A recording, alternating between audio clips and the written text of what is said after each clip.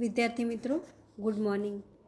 આજે આપણે ઇંગ્લિશમાં unit 4 read to blind deaf fish. Blind એટલે અંધ, ડેફ એટલે ન સાંભળી શકે તેવી બહેરી, ફિશ એટલે માછલી. અંધ બહેરી માછલી. આનંદ આચાર્ય એક ફિલોસોફર પોએટ છે, એટલે કે એમના કાવ્યોમાંથી કંઈક જીવન માટેની ફિલોસોફી આપણને મળે છે.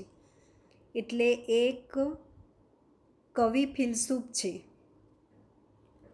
હવે આ પોએમ પણ એક સાંકેતિક પ્રકારનું કાવ્ય છે કે અહીંયા જે બધા કેરેક્ટર છે એ કેરેક્ટર દ્વારા કવિ કંઈક ને કંઈક જીવનની વાસ્તવિકતા કહેવા માગે છે. બરાબર. પહેલું છે રિવર, પછી મેઘધનુષ્ય, ઓલ્ડ મેન અને બ્લાઇન્ડ ડેફ ફિશ. આ બધા સાંકેતિક પ્રકારના કેરેક્ટર છે કે એના દ્વારા કવિ કાવ્યમાં કંઈક કહેવા માગે છે, આપણને જીવનની સત્યતા બતાવવા માગે છે. આપણે અહીંયા જોઈએ.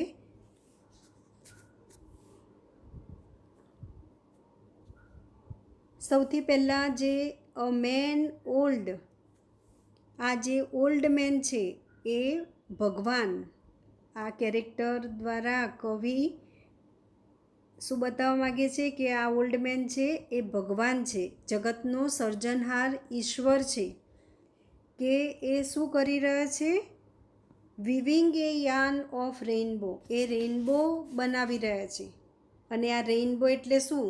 રેઇનબો આપણે જોઈએ છે કે વરસાદ આવીને બંધ થઈ જાય એટલે આપણને આકાશમાં રેઇનબો દેખાય છે, મેઘધનુષ્ય રંગબેરંગી. એટલે ભગવાને જે વિશ્વ બનાવ્યું છે તે રંગબેરંગી છે, રંગોથી ભરપૂર છે. પણ એ રંગોથી ભરપૂર વિશ્વને, જીવનને આપણે જોઈ શકતા નથી. આપણે એટલે આ મનુષ્યો. એટલે કવિએ અહીંયા આ જે બ્લાઇન્ડ ડેફ ફિશ છે એ કોનું ઉદાહરણ છે? માણસનું. બ્લાઇન્ડ ડેફ ફિશ એ નદીમાં તરી રહી છે, પણ ભગવાન જે મેઘધનુષ્ય બનાવી રહ્યા છે કે હમિંગ એ સોંગ, કે આ જે સોંગ ગાઈ રહ્યા છે, ગણગણી રહ્યા છે ભગવાન, એ આ ફિશ સાંભળી પણ શકતી નથી અને જોઈ પણ શકતી નથી. મેઘધનુષ્ય જોવાનું હોય પણ એ બ્લાઇન્ડ છે એટલે જોઈ શકતી નથી, અને સોંગ એ બહેરી હોવાને કારણે સાંભળી શકતી નથી. એટલે આપણે મનુષ્યો પણ એવા છે કે ભગવાનની આ સુંદર રચનાને, આ જીવનને આપણે સાંભળી શકતા નથી કે જોઈ શકતા નથી. એટલે અહીંયા કવિએ આ એક સાંકેતિક કાવ્ય રજૂ કર્યું છે. હવે આપણે પોએમ જોઈએ. ઇન એ ડાર્ક કેવ ફ્લોઝ એ ડાર્ક રિવર. ડાર્ક કેવ એટલે એક અંધારી ગુફામાંથી, કેવ એટલે ગુફા, અંધારી ગુફામાંથી ફ્લોઝ એ ડાર્ક રિવર. ત્યાંથી શું વહે છે? ડાર્ક રિવર, એક નદી વહે છે. અંધારી ગુફામાંથી એક નદી વહી રહી છે. And on it's stony bank, અને એના સ્ટોન એટલે પથ્થર, અને એ પથ્થરોવાળા કિનારે, સ્ટોની એટલે પથ્થરોવાળા, બેંક એટલે કિનારો, એ પથ્થરવાળા કિનારા ઉપર ધેર સિટ્સ એ મેન, ત્યાં બેઠા છે એ મેન ઓલ્ડ, એક ઘરડો માણસ બેઠો છે. એઝ ધ સન, એ કેવો છે? ઓલ્ડ એઝ ધ સન, એટલો બધો વૃદ્ધ છે કે કેટલો? ધ સન, જેટલી એની ઉંમર છે એટલી જ સૂર્યની, ઓર ઓલ્ડર, અથવા તેના કરતાં પણ વધારે વૃદ્ધ. સન જેટલો કે સન કરતાં પણ વધારે ઓલ્ડર, વૃદ્ધ. એવો એક માણસ નદીના પથ્થરવાળા કિનારે બેઠો છે. Weaving A yarn of rainbow. અને ટુ વીવ એટલે વણવું. એ શું વણી રહ્યો છે? રેઇનબો. એ મેઘધનુષ્યને વણી રહ્યો છે. And humming a song. To hum એટલે ગણગણવું, બબડવું. અહીંયા ગણગણવું એ અર્થમાં છે. હમિંગ એ સોંગ, અને એક ગીત ગાઈ રહ્યો છે કે ગણગણી રહ્યો છે. The blind deaf fish. અને એક અંધ બહેરી માછલી that swim in the stream. અને આ ઝરણામાં એક અંધ બહેરી માછલી તરી રહી છે. સી નાઇધર યાન એટલે એ જોઈ નથી શકતી. યાન એટલે જે મેઘધનુષ્ય વણી રહ્યા છે ઈશ્વર ભગવાન, એને પણ નથી જોઈ શકતી.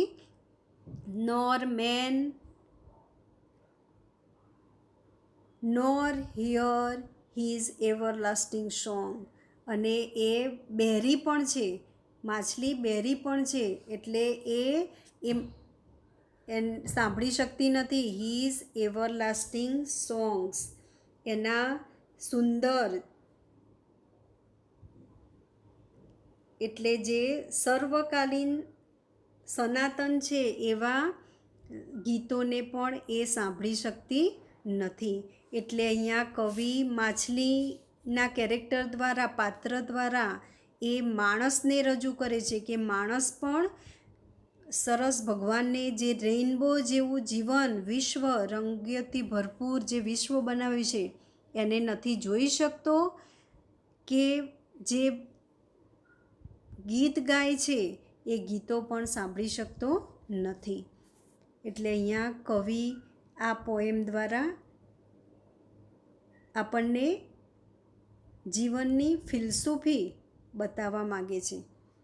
અહીંયા જે નદી છે એ પણ, નદી કેવું હોય, એક જગ્યાએથી નીકળીને બીજી જગ્યાએ એ સતત જ વહ્યા કરે ને, એ જ રીતે આપણું જીવન પણ નદી સાથે સરખાવ્યું છે.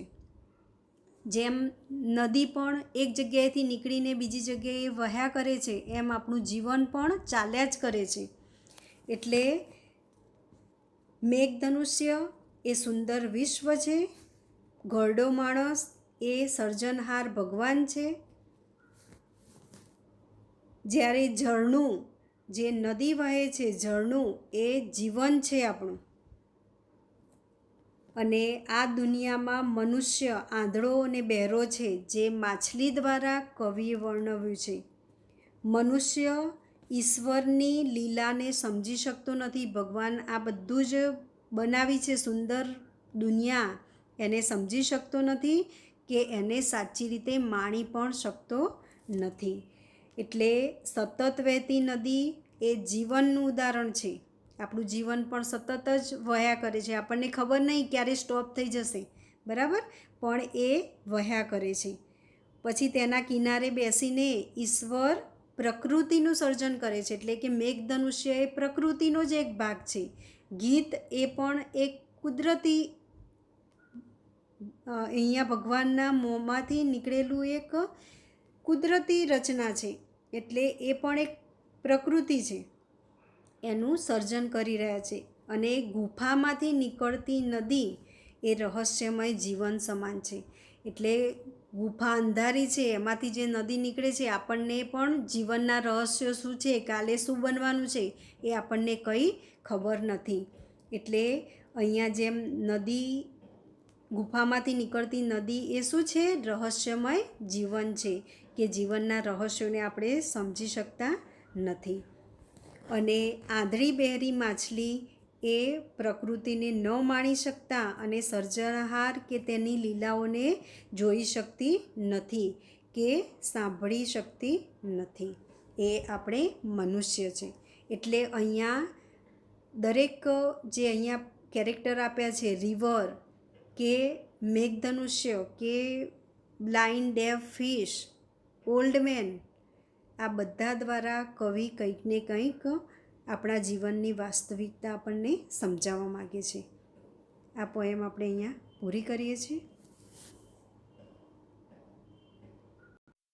વિદ્યાર્થી મિત્રો, આ પોએમમાંથી જ ફિલ ઇન ધ બ્લેન્ક્સ છે એ આપણે જોઈ લઈએ. A dark blank flows from blank. A dark river flows from a dark cave. Its banks are stony. Its banks are stony, and blank is sitting on its bank. An old man is sitting on its bank. He is blank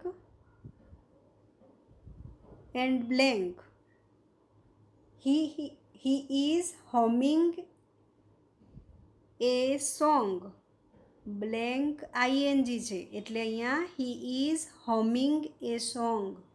He is blank ing a blank. He is weaving a rainbow. But the fish does not see, yarn or listen to it.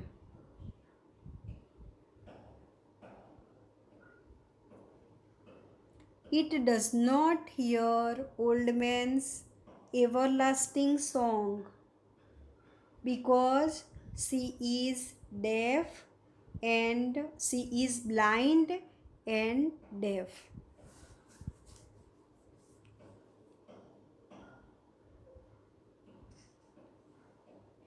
વિદ્યાર્થી મિત્રો, અહીંયા આપણે આ poem પૂરી કરીએ છીએ.